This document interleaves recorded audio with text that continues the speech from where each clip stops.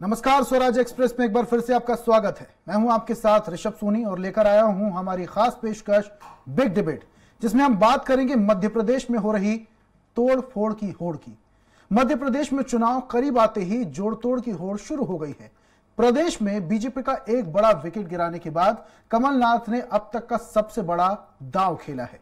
कमलनाथ की माने तो बीजेपी के कई नेता उनसे मुलाकात का समय मांग रहे हैं। इधर बीजेपी ने कमलनाथ के बयान को उनका डर करार दिया है। हालांकि बीजेपी के सामने पार्टी के कई वरिष्ठ नेताओं के कांग्रेस में जाने का खतरा अब मंडरा रहा है। दरअसल गुजरात फॉर्मूले के चलते जो नेता बीजेपी के टिकट से वंचित हो सकते हैं, उन्होंने कांग्रेस के दरवाजे पर दस्तक देना अब शुरू कर दिया है। देखिए एक रिपोर्ट, उसके बाद करेंगे चर्चा। प्रदेश कांग्रेस अध्यक्ष और पूर्व मुख्यमंत्री कमलनाथ ने एक बड़ा दावा किया है। कमलनाथ ने कहा कि बीजेपी के कई नेता उनसे मुलाकात का समय मांग रहे हैं और कांग्रेस में आने को तैयार है। कमलनाथ ने कहा कि आज भी बीजेपी के कई नेता मुझसे मिलने आए और पार्टी में शामिल होने को लेकर पूछा। कमलनाथ ने दावा किया कि प्रदेश के हर जिले में बीजेपी के लोग उनके संपर्क में हैं। कमलनाथ ने कहा कि कांग्रेस पार्टी का पूरा फोकस जमीन से जुड़े हुए और लोगों से जुड़े हुए जनाधार वाले नेताओं पर है। आज बीजेपी के भी कुछ नेता मुझे मिले, मैंने कहा मैं ओपनली मिलूंगा, ठीक है। जो कांग्रेस में आना चाहते हैं मिले, सबके साथ मिले।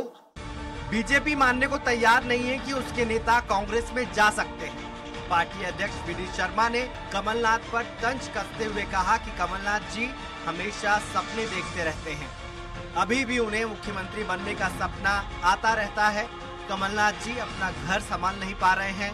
भारतीय जनता पार्टी की चिंता मत कीजिए, आपको सपना आता रहता है क्योंकि आपको भय है कि आपके विधायक भाग गए। आप अपने घर को संभाल नहीं पा रहे। बीजेपी की अपनी व्यवस्थाएं हैं और हम आश्वस्त हैं। आप अपने घर को संभाल नहीं पा रहे, भारतीय जनता पार्टी की चिंता मत करिए। भारतीय जनता पार्टी के संगठन में अपनी व्यवस्थाएं हैं। अपनी व्यवस्था और अपनी पद्धति के आधार पर हम आश्वस्त और विश्वस्त रह करके आपको चिंता करने की जरूरत नहीं है। भारतीय जनता पार्टी का कार्यकर्ता विचार के लिए काम करता है। मध्य प्रदेश में चुनाव से पहले बीजेपी के कुछ बड़े नेताओं की कांग्रेस में एंट्री हो सकती है। दरअसल गुजरात फॉर्मूले के कारण बीजेपी के कई बड़े नेता मंत्री टिकट से महरूम हो सकते हैं। ऐसे में ये कांग्रेस का दरवाजा खटखटा रहे हैं। कुछ ने तो अभी से दस्तक देनी भी शुरू कर दी है, ऐसा कमलनाथ का दावा है। ऐसे नेताओं की रणनीति बीजेपी को बगावत की आंखें दिखाकर टिकट पक्का करने की भी हो सकती है। हालांकि बीजेपी दबाव में आती दिख नहीं रही।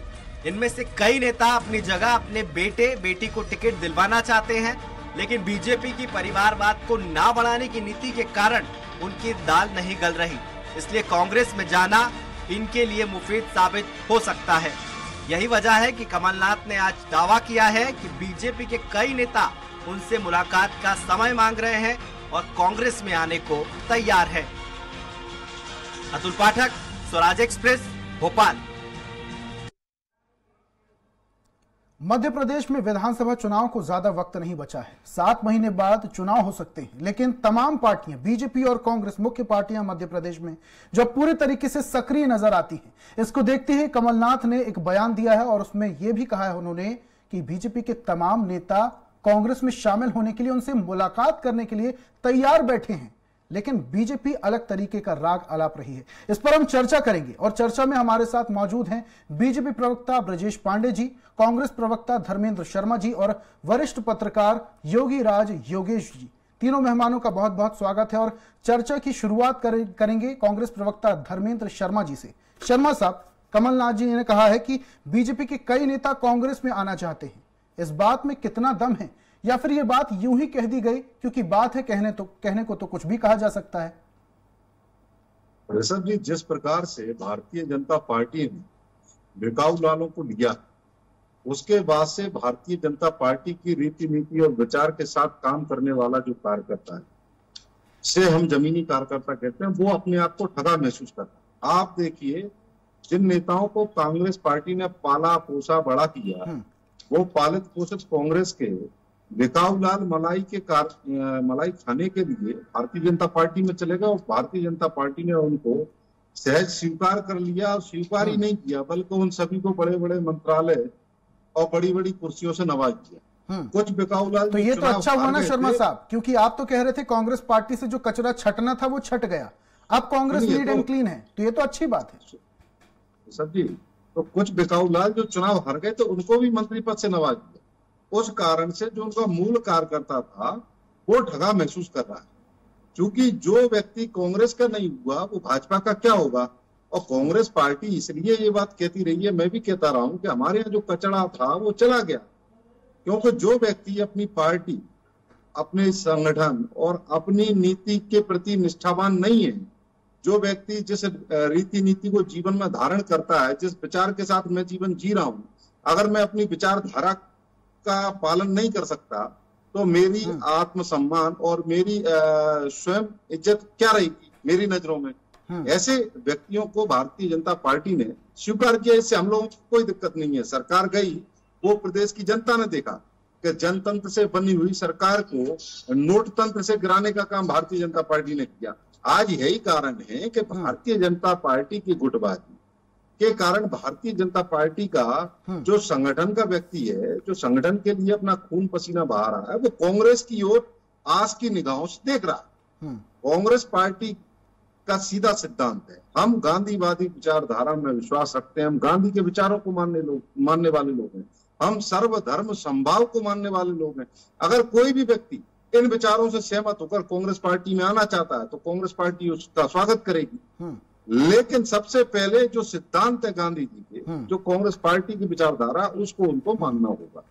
अब भारतीय जनता पार्टी में आप देखिए इस समय बड़ी बुरी स्थिति है। एक तरफ शिवराज भाजपा, एक तरफ महाराज भाजपा, एक तरफ नाराज भाजपा, एक तरफ कैलाश भाजपा, एक तरफ नरेंद्र सिंह भाजपा, कई सारी भाजपा बन गई है।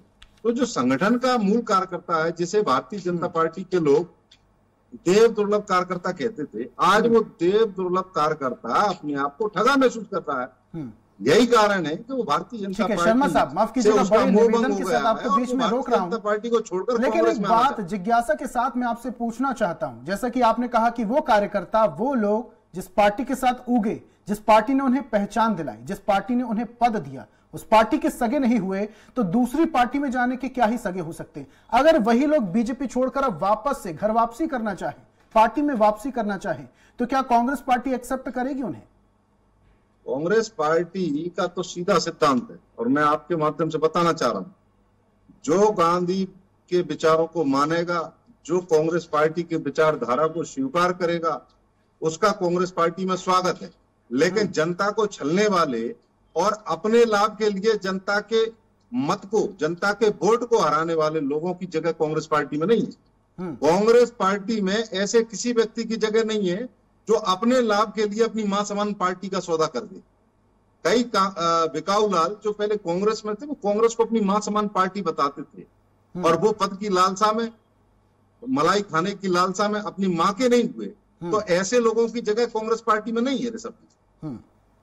ठीक है, बीजेपी प्रवक्ता ब्रजेश पाठक जी भी हमारे साथ जुड़ चुके हैं, उनके पास जाऊंगा, लेकिन उससे पहले वरिष्ठ पत्रकार योगेश जी हमारे साथ जुड़ चुके हैं, जरा उनसे भी चर्चा करते हैं। योगेश साहब, चुनाव को लगभग 7 महीना बाकी है, ज्यादा वक्त नहीं बचा है इसको लेकर। उससे पहले कमलनाथ का ऐसा बयान देना, राजनीति में अब खलबली सी मच गई है। लेकिन क्या लगता है आपको कि ये जो बयानबाजी की गई है, ये जो दावा कमलनाथ जी की ओर से किया गया है, मामा की सरकार पर दबाव बनाने के लिए, या फिर सिर्फ हवाई बातें?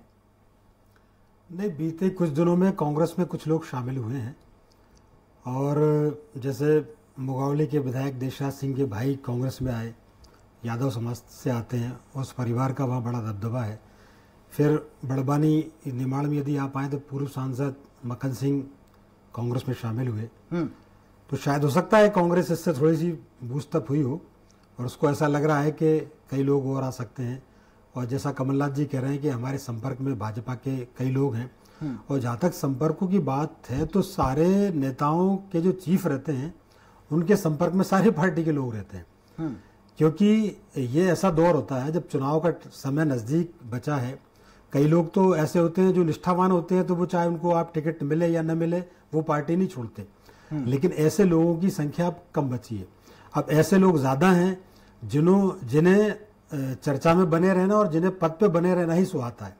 वो यदि पद से हटे तो उनको एक सेकंड भी ये जरा भी मंजूर नहीं होता। बिना पद के वो जी नहीं सकते। और यही कारण है कि चाहे कांग्रेस से टिकट मिले, चाहे भाजपा से टिकट मिले, चाहे आम आदमी पार्टी से टिकट मिले, उनको चुनाव लड़ना है। उनको किसी पार्टी से कोई लेना देना नहीं। तो आज के दौर में ऐसे नेताओं की भी बहुतायत है जो केवल इंतजार करते हैं कि हमें कोई सी भी पार्टी ले हम चले जाएंगे। माफ कीजिएगा योगेश जी, बीच में रोक रहा हूं आपको, लेकिन आपसे यह भी समझना चाहूंगा, वरिष्ठ पत्रकार हैं आप, जमीनी स्तर पर लोगों से सीधा संवाद करते हैं, उनकी समस्याओं को समझते हैं आप। आपको नहीं लगता कि जब कोई नेता मंत्री इस तरीके से दल बदलता है तो जनता के साथ भी छलावा होता है और कहीं ना कहीं जनता में भी कंफ्यूजन होती है कि आखिर वोट किसे देना है, व्यक्ति विशेष को या फिर पार्टी को? नहीं, बिल्कुल सही बात है। ये कन्फ्यूजन की स्थिति बनती है क्षेत्र में, लेकिन फिर भी जनता भली भांति सब जानती है कि कौन हमारे रोजमर्रा में काम आने वाला आदमी है, कौन जिनोइन आदमी है।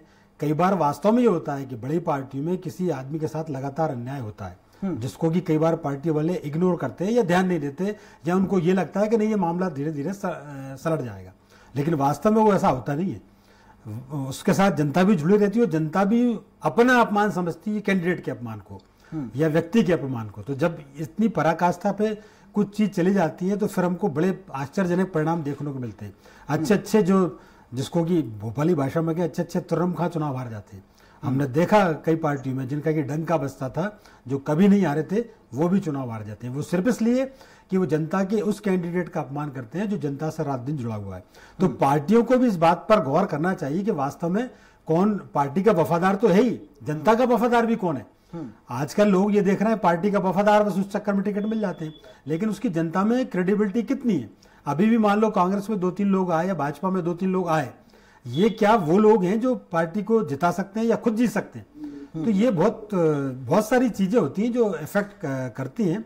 लेकिन मेरा व्यक्तिगत मानना यह रहता है कि भले ही आप नेता किसी भी पार्टी से हो, लेकिन पार्टी के प्रति आपकी वफादारी होनी चाहिए, पार्टी के प्रति आपकी निष्ठा होनी चाहिए, और जरा सा समय भाप के ये नहीं कि इधर से उधर कूद जाए। इससे आपकी पूरी इमेज दांव पे लगी रहती है, और ऐसा करने से मैंने देखा कई बार कई लोगों का पॉलिटिकल कैरियर ही खत्म हो गया। ठीक है, लेकिन योगेश जी आपसे ये समझना चाहेंगे, कुछ नेता मंत्री ऐसे भी हैं जो अब खुद चुनाव नहीं लड़ना चाहते, लेकिन अपने बेटे बेटियों को टिकट दिलवाना चाहते हैं और इस होड़ में लग चुके हैं कि कैसे भी करके उन्हें टिकट मिल जाए। और इसका असर क्या चुनाव में हो सकता है? क्योंकि बीजेपी एक ऐसी पार्टी है जो परिवारवाद को ज्यादा बढ़ावा नहीं देती। नहीं, बिल्कुल सही बात है। इस बात का बहुत बड़ा असर पड़ता है। एक वरिष्ठ नेता चुनाव लड़ना या वरिष्ठ नेता के पुत्र या उसके परिजनों का चुनाव लड़ना, कई बार हमने देखा कि उस व्यक्तिगत वरिष्ठ नेता से लोगों की भावनाएं जुड़ी रहती हैं, लेकिन उसके बेटों से या उसके परिजनों के प्रति वो भावनाएं नहीं रहती। और यही हमने देखा है कि वो भले ही उस परिवार से आते हो लेकिन वो चुनाव हार जाते हैं। तो ऐसे में महत्वपूर्ण ये हो जाता है कि जिसके प्रति भी आप टिकट दिलाना चाहते हो उसकी एक्सेप्टेबिलिटी जनता में होना चाहिए, तो वो काम की है। वरना केवल आपके नाम के आधार पर, आपके चेहरे के आधार पर कोई ये चाहे कि मेरा बेटा चुनाव जीत जाएगा, मेरी बेटी चुनाव जीत जाएगी, या मेरे निकट का रिश्तेदार कोई चुनाव जीत जाएगा, तो हमने कई नतीजे ऐसे देखे हैं कि वो चुनाव हारे हैं। इवन हस्बैंड जीते और वाइफ हारी है, वाइफ जीती हस्बैंड हारे हैं। तो कुल मिला के बात यह है कि जनता की प्रति आपकी स्वीकार्यता पहला पॉइंट है। यदि आप जनता में स्वीकार नहीं है तो कोई मतलब नहीं आप किसी भी पार्टी में चले जाएं और किसी भी पार्टी के बैनर तले चुनाव लड़ लें। ठीक है, धर्मेंद्र जी की ओर बढ़ूंगा मैं। शर्मा साहब, बीजेपी की तरफ से भी बयान आया है। जब कमलनाथ जी ने बयान दिया कि बहुत सारे बीजेपी के नेता और कार्यकर्ता हैं जो कांग्रेस में शामिल होना चाहते हैं, संपर्क में भी उनके, इस पर बीजेपी के प्रदेश अध्यक्ष बीडी शर्मा कह रहे हैं कि उनकी तो आदत है सपना देखने की, सपना देखना कोई गलत बात नहीं। क्या लगता है आपको कि सिर्फ सपने देख रहे हैं या फिर बीजेपी के ऊपर अब दबाव ज्यादा है जिसकी बौखलाहट में अब उत्तर नहीं है उनके पास? ये वही बीडी शर्मा है। जब सरकार चली गई थी 2018 में भाजपा की, तो कमलनाथ जी के बारे में क्या कहते? इन्हीं बीडी शर्मा ने षड्यंत्र कर और इन बिकाऊ लालों की दम पर खरीद फरोख्त कर शिवराज सिंह जी के नेतृत्व में सरकार बना ली। ये भी उसमें दोषी है। जनतंत्र की हत्या करने में बीडी शर्मा भी उतने ही बड़े दोषी है जितने बड़े शिवराज सिंह जी हैं। इन सब लोगों ने जनता को छला है। 18 साल से शिवराज सिंह चौहान मध्य प्रदेश का मुख्यमंत्री है। आज भी मध्य प्रदेश अपनी मूलभूत सुविधाओं के लिए तरस रहा है। मध्य प्रदेश का प्रत्येक नागरिक अपने आप को ठगा महसूस कर रहा है। उसको लेकर इनके पास बोलने को कुछ नहीं। ये क्या बात करेंगे? आज इन्होंने क्या किया, ग्वालियर चंबल संभाग से ज्यादातर कुछ बिकाऊ लालों को खरीदकर अपनी पार्टी में ले लिया। आज उसके कारण से आप देखिए, यहाँ ग्वालियर चंबल से मैं आता हूँ, मैं वहां की आपको वस्तु स्थिति बता रहा हूँ। यहाँ हालत ये है कि जो पार्टी का मूल कार्यकर्ता है वो बीजेपी के कार्यक्रम में नहीं जा रहा है। उसका कारण ये है कि जीडीए हो, साडा हो या मेला प्राधिकरण हो, सारी की सारी मंडलों की नियुक्तियां खाली डली है। क्यों? क्योंकि गुटबाजी हावी है। तो जो मूल कार्यकर्ता है उसको नियुक्तियां नहीं मिल पा रही, मूल कार्यकर्ता का सम्मान नहीं हो रहा। अब वो कार्यकर्ता ऐसे बिकाऊ लालों को तो कतई तरजीह नहीं देगा और ना ही वो इन लोगों की मदद करेगा चुनाव में। इस कारण से कांग्रेस पार्टी पूरे ग्वालियर चंबल संभाग ही नहीं, पूरे मध्य प्रदेश में क्लीन स्वीप करेगी। आप देखिए, भारतीय जनता पार्टी पूरे प्रदेश में 50 से 60 सीट जीतने बड़ी बात नहीं। लेकिन शर्मा साहब, आप जैसा कि बता रहे हैं कि 18 साल से शिवराज सिंह चौहान मुख्यमंत्री बने बैठे हैं, उनकी सत्ता है, बीजेपी पार्टी की सत्ता है। 18 साल कोई कम वक्त नहीं होता है। अगर इतना लंबे वक्त से बीजेपी अगर शासन कर रही है तो कहीं ना कहीं विपक्ष में भी तो खामियां और कमियां होंगी ना, जिस वजह से जनता का भरोसा नहीं जीत पा रही और सत्ता में नहीं आ पा रही। ऋषभ जी, 2018 में मध्य प्रदेश की जनता ने क्लियर मैंडेट कांग्रेस पार्टी को दिया और वो शिवराज सिंह जी को जनता ने नकार दिया था। तो फिर उपचुनाव में क्या हो गया था? कांग्रेस को दिया। सुनिए ऋषभ जी, अपना मत कांग्रेस को दिया, लेकिन इन्होंने उस जनमत का अपमान किया, धनबल के आधार पर अपनी सरकार बना ली। उसी बोर्ड के अपमान का बदला लेने के लिए 2023 में मध्य प्रदेश की जनता तैयार बैठी है और यह बात भारतीय जनता पार्टी के कार्यकर्ताओं को भी समझ में आ रही। इस कारण से भारतीय जनता पार्टी में अब भगदड़ मची हुई है और वो कांग्रेस पार्टी की तरफ आस की निगाहों से देख रहे हैं कि चूंकि भारतीय जनता पार्टी अब अपने मूल कार्यकर्ता की इज्जत नहीं करती। आज भारतीय जनता पार्टी में जो उनका पुराना कार्यकर्ता था वो तो वहीं की वहीं है। अब तो कांग्रेस से गए हुए भारतीय जनता पार्टी में जितने नेता हैं वो कांग्रेस ही भाजपा हो गई है। तो सारे के सारे कांग्रेसी लोग बड़े बड़े पदों पर, मलाईदार पदों पर बैठे हैं, जिनको पाला पोसा कांग्रेस। बीजेपी प्रवक्ता भी हमारे साथ जुड़ चुके हैं, ब्रजेश पांडे जी। पांडे साहब, जिस तरीके से कमलनाथ जी ने एक बयान दिया है, उन्होंने कहा है कि बीजेपी के तमाम लोग जो हैं अब वो कांग्रेस में शामिल होना चाहते हैं। आपके प्रदेश अध्यक्ष बीडी शर्मा साहब कह रहे हैं कमलनाथ जी सपने देख रहे हैं, सपने देखने की तो आदत है। आपको ऐसा क्यों लग रहा है कमलनाथ जी सपने देख रहे हैं? जब कांग्रेसी बीजेपी में शामिल हो सकते हैं तो कौन सी बड़ी बात है कि जब बीजेपी के तमाम लोग कांग्रेस में शामिल हो सकते हैं? देखिए ऋषभ साहब, बड़ी साफ बात, कमलनाथ जी जितनी बातें बोलते हैं उसका 2% भी अपने वास्तविक जीवन में इम्प्लीमेंटेशन नहीं करते हैं। चाहे वो 2018 की बात रही हो, चाहे जितनी भी बातें उन्होंने किया हो 18 के बाद से लेकर के 2023 के बीच में।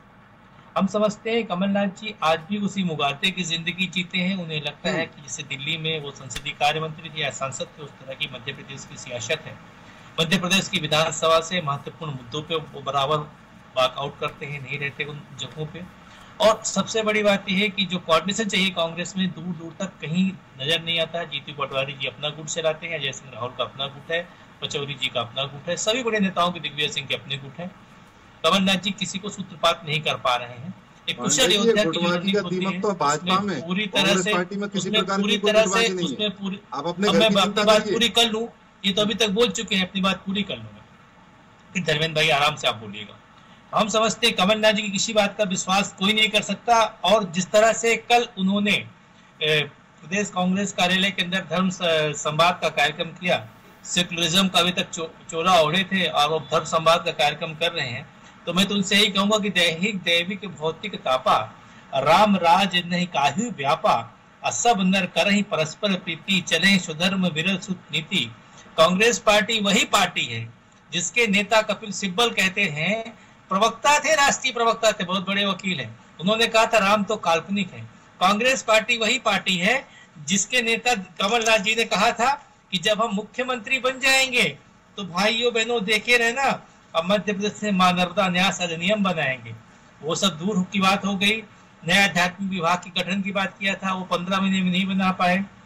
ये छोड़िए, संस्कृत भाषा को बढ़ावा देने के लिए संस्कृत कॉलेज की बात किया था, उसमें से 1% भी नहीं हुआ। सूर्यपुत्री माँ ताप्ती नदी के लिए, माँ मंदाकिनी नदी के लिए, माँ क्षिप्रा नदी के न्यास गठन की बात किया था। तो माननीय बीडी शर्मा जी ने जो कहा बिल्कुल सही कहा है। ये इनको दिन में मुंगेरी लाल के हसीन सपने देखने की आदत पड़ गई है ऋषभ साहब। और सबसे बड़ी बात है कांग्रेस पार्टी, भारतीय जनता पार्टी का न कोई विधायक, न कोई सांसद, न कोई कार्यकर्ता इनके कांग्रेस पार्टी में नहीं जाने वाला है। हाँ, कांग्रेस पार्टी पांडे साहब माफ कीजिएगा, बड़े निवेदन के साथ आपको रोकना चाह रहा हूं, लेकिन ये बात भी तो गलत है कि कंपैरिजन आप 18 साल और 15 महीने का करते हैं। 15 महीने की कांग्रेस की सरकार थी और आप कहते हैं कि कोई भी दावा और वादा पूरा नहीं किया। जो चीजें 18 साल में पूरी नहीं हो पाई वो 15 महीने में कैसे हो जाएंगी? महत्वपूर्ण बात यह है कि आपने एक अच्छा सवाल किया और उसका मैं जवाब देना भी चाहता हूं। देखिए, इनके नेता राहुल गांधी ने क्या कहा था, पब्लिक डोमेन में कहा था, पब्लिक भोपाल में, इंदौर में, जबलपुर में, रीवा में, जहां जहां राहुल गांधी की सभा थी कि हम जितने भी वादे, हमारी पार्टी वचन पत्र में जितनी भी बातें लेकर के आएगी उसका 25% जो है हम 6 महीने के अंदर कार्य पूरा करके देंगे। 1.5 साल यानी 6 बने, एक तरीके से 3 टेन्यूअर्स पकड़ लीजिए 6 महीने के हिसाब से, एक लंबा समय। लेकिन उसका 2% भी तो बता दीजिए जो कमलनाथ जी ने किया हो। अध्यात्म को पांडे जी आपको लेकर सबसे पहले नहीं, आप बातें बताइएगा, पहले मेरी बात सुन लीजिए। अध्यात्म के क्षेत्र को लेकर के, अध्यात्म के क्षेत्र को लेकर के, पेट्रोल डीजल की बात को लेकर के, किसानों की नई फसल बीमा योजना को लागू करने को लेकर के, किसान आंदोलन को लेकर के जो आपराधिक प्रकरण दर्ज हुए थे उनको वापस तक किया था, किसानों के पुत्र पुत्रियों को राम बाकी मत करिएगा। भारतीय जनता पार्टी के लोगों के भ्रष्टाचार कांग्रेस पार्टी में कमलनाथ जी की सरकार में हुआ, मर्यादा पुरुषोत्तम थे उसको तो एक अपने आप में विशाल बन के भ्रष्टाचार की कांग्रेस पार्टी कर दिया। कांग्रेस पार्टी ने कहा था कि हम किसानों की कन्याओं की 51,000 रुपए देंगे। बच्चियों का ब्याह हो गया, बच्ची ब्याह करके घर पहुंच गई, किसी भी बच्ची को 51,000 रुपए नहीं मिले। बारे कमलनाथ जी झूठ के पुलिंदा, कांग्रेस पार्टी की पुलिंदा और झूठ बोलने में इनको इंटरनेशनल PhD मिली है। और आप देखिए NCRB का डाटा उठा लीजिए, कोर्ट के चक्कर काटने की वजह से झूठ बोलना अहम में रहना, भारतीय जनता पार्टी दम पालना, ये कोई कांग्रेस पार्टी से बोलने की बीमारी है। कमलनाथ जी ने कहा था पाली हाउस का आकार बड़ा समझ चुकी है, भैया पाली हाउस झांसे में आने वाली नहीं है। छोड़िए ऋषभ जी, प्रधानमंत्री नरेंद्र मोदी जी ने कहा था कि नहीं कहा था, मुझे बताओ पांडे जी, मध्य प्रदेश में कांग्रेस पार्टी का दायित्व क्या बनता था कि जिन मुद्दों को लेके आज आप बात कर रहे हैं, चुनाव समय नजदीक आ रहा है, ये किसने कहा था, ये झूठा कौन है? 2018 से लेकर 23 तक क्यों गायब थे? 365 दिन झूठ बोलते हैं कमलनाथ जी। कमलनाथ जी 365 दिन झूठ बोलते हैं, झूठ बोलने पे उनको इंटरनेशनल PhD मिली हुई है। चाहे वो सहकारी आंदोलन की बात हो, चाहे इरिगेशन की बात हो, शर्मा साहब, ब्रजेश पांडे जी और धर्मेंद्र शर्मा जी, शांत हो जाइए, एक ही करके, ऐसे नहीं। शर्मा साहब से मैं सवाल करना चाहता हूं। शर्मा साहब, ये सवाल मैं पहले भी कर चुका हूं, लेकिन एक बार फिर से करना चाहूंगा क्योंकि इसका संतुष्ट जवाब मुझे नहीं मिला था। जैसा कि मैंने सवाल किया था आपसे, जो लोग कांग्रेस पार्टी को छोड़कर जा चुके हैं, बीजेपी में शामिल हो चुके हैं, उन्हें एक पद मिल चुका है, लेकिन अब ऐसा लगता है कि जो टिकट है वो बीजेपी पार्टी से कटने वाली है, अब वापस से कांग्रेस में वापसी हो सकती है। कांग्रेस पार्टी उन्हें स्वीकार करेगी? क्योंकि आप अभी गांधीवादी नीतियों की बात कर रहे थे। जिन लोगों ने अपनी मां समान पार्टी से गद्दारी की, ऐसे किसी व्यक्ति की जगह कांग्रेस पार्टी में नहीं है। दूसरी बात, ये पांडे जी लगातार झूठ बोलने का काम करते हैं। मैं आपके माध्यम से इनसे 5 सवाल करता हूं। 2 करोड़ युवाओं को हर साल रोजगार देने का वादा किस झूठे व्यक्ति ने किया था? बहुत ही महंगाई की मार अब की बार किसकी सरकार, ये वादा किसने किया था? कहा था कि मध्य सरकार बनेगी, जब सरकार बनेगी नरेंद्र मोदी प्रदेश के बेरोजगारों को, 15 लाख प्रदेश की महिलाओं को, प्रदेश के युवाओं को, रुपए हर प्रदेश गरीब के खाते में भाइयों को, देने की बात प्रदेश के कही। सहारा समाज के साथ जो है उनको शर्मा साहब, पांडे साहब एक करके ऐसे मैंने सवाल दोबारा इसलिए किया, पांडे साहब आपकी पार्टी, मैंने सवाल दोबारा इसलिए किया जैसा कि शर्मा जी कह रहे हैं, ऐसे लोगों को बिल्कुल भी बर्दाश्त नहीं किया जाएगा, अपनी माता जैसी पार्टी से धोखा करते हैं। पांडे साहब, बहुत सारे ऐसे लोग हैं, नाम नहीं गिनाना चाहूंगा मैं, कांग्रेस से बीजेपी में गए और अभी आशंका भी है कि बीजेपी से वापस से कांग्रेस में जा भी सकते हैं। क्या ऐसे लोगों को कांग्रेस पार्टी, बीजेपी पार्टी को खुद बाहर का रास्ता नहीं दिखाना चाहिए? जो पार्टी के, पहली पार्टी के सगे नहीं हुए तो वो वापस से बीजेपी पार्टी के क्या सगे होंगे? तो आपको लगता है कि पार्टी को अब ऐसे लोगों पर भरोसा नहीं जताना चाहिए? ऐसे में अब कमलनाथ जी कह रहे हैं कि कुछ लोग अगर हमारे संपर्क में, तो हो सकता सही भी हो, कहां गलत हो सकता है? हमने कहा ना ऋषभ साहब, आप मध्य प्रदेश की पहली पंक्ति प्रखर एंकरों में गिने जाते हैं। बड़ी विनम्रता से मैं कहना चाहता हूँ, जरा याद करिए 2018 का वो समय जब मध्य प्रदेश में उस दिन सिंधिया जी के साथ 22 लोग जो है वो कांग्रेस छोड़ के भारतीय जनता पार्टी में सम्मिलित हुए थे और मध्य प्रदेश के ये उस समय के तत्कालीन मुख्यमंत्री कमलनाथ जी कह रहे थे कोई चिंता की बात नहीं है, ऑल इज वेल, सब कुछ ठीक है और हम सदन में पांडे साहब समय की बात आखिरी सवाल योगेश जी से करना चाहूंगा। पांडे साहब ऐसे नहीं, एक आखिरी सवाल योगेश जी, आखिरी सवाल आपसे करना चाहूंगा। 20 सेकंड का समय ज्यादा समय चर्चा के अंतिम दौर में योगेश साहब आपसे ये सवाल करना चाहूंगा, गुटबाजी की खबरें जब कांग्रेस से आ रही थी तो बीजेपी पार्टी कह रही थी टुकड़े टुकड़े गैंग, अब ऐसी क्या स्थिति बीजेपी में भी बन सकती है? क्योंकि अब संख्या बहुत ज्यादा हो गई और ऐसे में बीजेपी से लोग अगर कांग्रेस में जाने की कोशिश करते हैं तो कहीं ना कहीं बीजेपी का आंकड़ा जो है वो कम हो जाएगा। देखिए बहुत साफ बात है, बहुत साफ बात है। ये सवाल मुझसे आपने लिया ना? नहीं, ये मैंने योगेश जी से बात किया। योगेश जी नहीं, मैंने पहले डिबेट में ये बात कही थी कि जो निष्ठावान कार्यकर्ता हैं, निष्ठावान जो नेता हैं, यदि वो जाते हैं तो फर्क पड़ता है। बाकी आयाराम गयाराम वाले जैसे नेता किसी भी पार्टी में रहे, किसी भी चले जाए, कोई फर्क नहीं पड़ता। जनता भी अब इनको ऐसे ही एंटरटेनमेंट के रूप में लेती है। जो गंभीर किस्म के नेता हैं उनके आने और जाने से ठीक है। तो जिन नेताओं का वर्चस्व है, जिन नेताओं की अपेक्षाएं हैं, जनता को जिन नेताओं से अपेक्षा, अगर वो दल बदलते हैं तो कहीं ना कहीं राजनीति में खलबली होती है।